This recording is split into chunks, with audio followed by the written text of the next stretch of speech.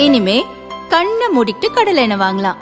ஏன்னா மந்த்ரா கடலை எண்ணெய் இதயத்தின் தயாரிப்பு. வறுக்க பொரிக்க ஏன் எல்லா சமையலுக்கும் மந்த்ரா தான். மந்த்ரா கடலை எண்ணெய், அபார ருசி, ஆரோக்கியமான உடல் நலம்.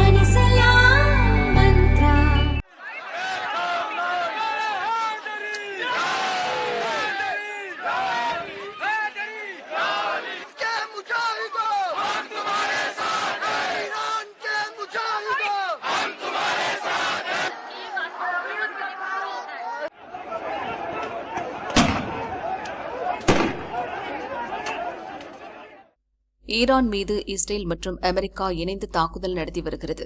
தாக்குதலுக்கு பதிலடி கொடுக்கும் விதமாக மத்திய கிழக்கு நாடுகள் மீது ஈரான் தொடர்ந்து ஏவுகணை தாக்குதல் நடத்தி வருகிறது.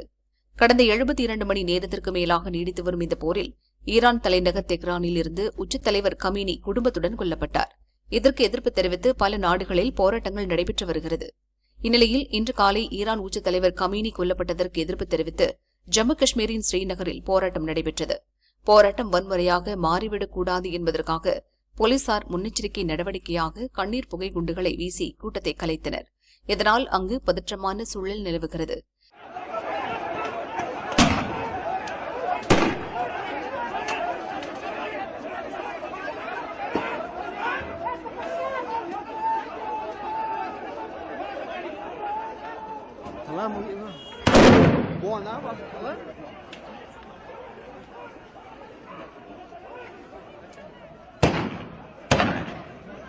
காஷ்மீரின் அனைத்து மாவட்டங்களிலும் பலத்த கட்டுப்பாடுகள் விதிக்கப்பட்டு பாதுகாப்பு உஷார்படுத்தப்பட்டுள்ளது.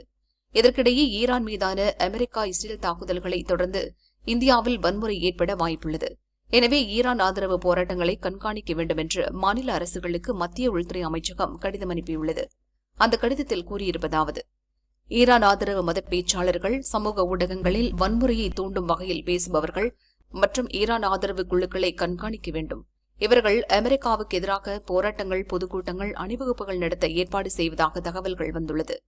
நாடு முழுவதும் உள்ள மத அமைப்புகள், ஈரான் ஆதரவு குழுக்கள், மத தலைவர்களால் அமைதியின்மை ஏற்பட வாய்ப்புள்ளது. இதனால் மாநில அரசுகள் தங்கள் பகுதிகளில் பாதுகாப்பு ஏற்பாடுகளை பலப்படுத்த வேண்டும்.